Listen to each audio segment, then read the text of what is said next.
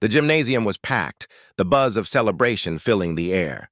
Families cheered, cameras flashed, and proud parents waved from the bleachers. But as Lila Carter walked toward the stage in her blue graduation gown, her eyes scanned the crowd, searching desperately for one familiar face. He wasn't there. Her father's seat, third row center, sat empty, just like he had feared it might. She gripped her diploma, her throat tightening as the principal announced her name. The applause echoed, but her heart felt hollow. The one person she wanted to see her most wasn't in the room, because her father, Sergeant Daniel Carter, was 7,000 miles away, in a desert, wearing fatigues instead of a suit, holding a rifle instead of flowers. If stories like this touch your heart, please take a second to like this video and subscribe to Broken Chains. Every story here honors those who give everything and still find a way to love. 3 months earlier, Daniel stood in their small kitchen, his duffel bag already packed by the door. "It's just a few months, Lila," he said, kneeling down to look into his daughter's eyes. Lila, 17, crossed her arms. "You said that last time, Dad. You promised you'd be here for graduation," he sighed. "I know, but they need me." "And I don't?" Her voice cracked. "Mom's gone. You're all I've got. I don't care about your medals, Dad. I just want you here." That broke him more than any bullet ever could. He pulled her close, kissing the top of her head. "I'll make it up to you," he whispered. "I swear." But the next morning, he was gone, leaving only a note on the counter that said, "For you, my Lila.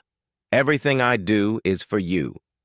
50 seconds into the story, the screen fades from the dusty battlefield back to the empty seat in the graduation hall, a chair that tells a story of sacrifice and love too deep to measure. The ceremony continued, speeches about success and dreams echoing faintly, but Lila sat with her head down, her diploma trembling in her hands. Then came the final part, the valedictorian address. Her name was called. She stood, smoothed her gown, and walked slowly to the podium. Her heart raced. She had written her speech weeks ago, but as she looked at the crowd, something inside her changed. Her voice wavered at first. "When I was little, I thought heroes wore capes," she began, forcing a small smile. "Now I know they wear combat boots." Murmurs rippled through the audience. "My dad, Sergeant Daniel Carter, couldn't be here today," she continued, tears glistening in her eyes. "He's deployed again. He's missed birthdays, recitals, and now this moment. But he's never missed being my hero." The room grew quiet. Even the restless toddlers stilled.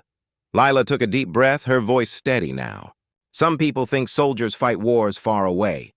But my dad fights every day. For me. For our family. For everyone sitting here free to celebrate tonight."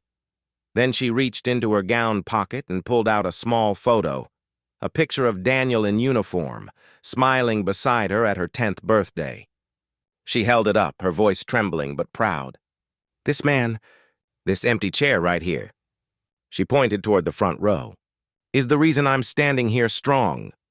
A hush fell over the gym. Then, one by one, people began to rise. At first, it was quiet, a single clap, then another. Soon the entire crowd stood, the sound swelling into thunderous applause.